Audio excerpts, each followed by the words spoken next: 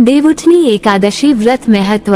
हर साल कार्तिक माह के शुक्ल पक्ष की एकादशी तिथि के दिन देवउठनी एकादशी मनाई जाती है। इस साल 12 नवंबर 2024 दिन मंगलवार को देवउठनी एकादशी का व्रत रखा जाएगा। इस दिन हर्षण योग और सर्वार्थ सिद्धि योग का संयोग बन रहा है। इस योग में विष्णु जी की पूजा करने से साधक को मनोवांछित फलों की प्राप्ति होती है। इस दौरान मां लक्ष्मी की पूजा करना और भी लाभकारी माना जाता है।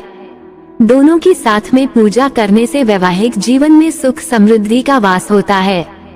हिंदू धर्म में देवउठनी एकादशी को बेहद खास माना जाता है, क्योंकि इस दिन भगवान विष्णु 4 माह के लंबे योग निद्रा से उठते हैं।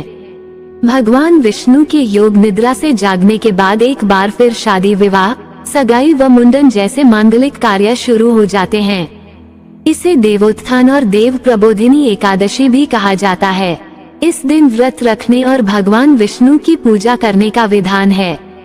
इस व्रत के पुण्य फल के प्रभाव से व्यक्ति को मृत्यु के बाद स्वर्ग लोक की प्राप्ति होती है और विष्णु कृपा से मनोकामनाएं पूर्ण होती हैं। इस दिन पूजा के समय देवउठनी एकादशी व्रत कथा अवश्य सुननी चाहिए। देवउठनी एकादशी व्रत कथा। देवउठनी एकादशी व्रत कथा इस प्रकार है। एक राजा था, उसके राज्य में प्रजा सुखी थी। एकादशी के दिन प्रजा से लेकर पशु तक कोई भी अन्न नहीं ग्रहण करता था।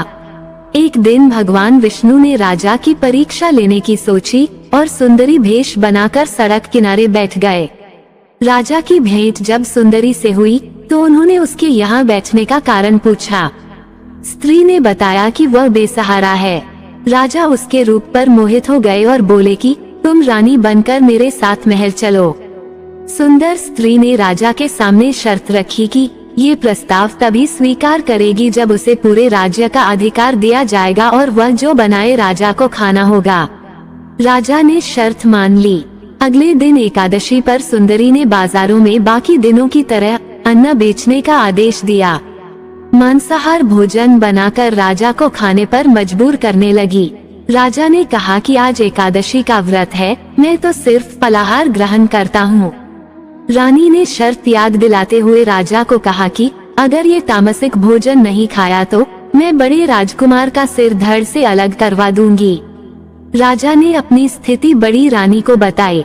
बड़ी महारानी ने राजा से धर्म का पालन करने की बात कही और अपने बेटे का सिर काट देने को मंजूर हो गई।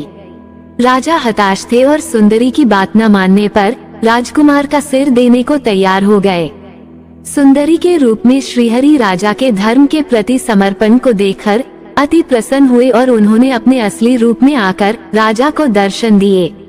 विष्णु जी ने राजा को बताया कि तुम परीक्षा में पास हुए, कहो क्या वरदान चाहिए। राजा ने इस जीवन के लिए प्रभु का धन्यवाद किया और कहा कि अब मेरा उद्धार कीजिए। राजा की प्रार्थना श्रीहरि ने स्वीकार की और वह मृत्यु के बाद बैकुंठ लोक को चला गया।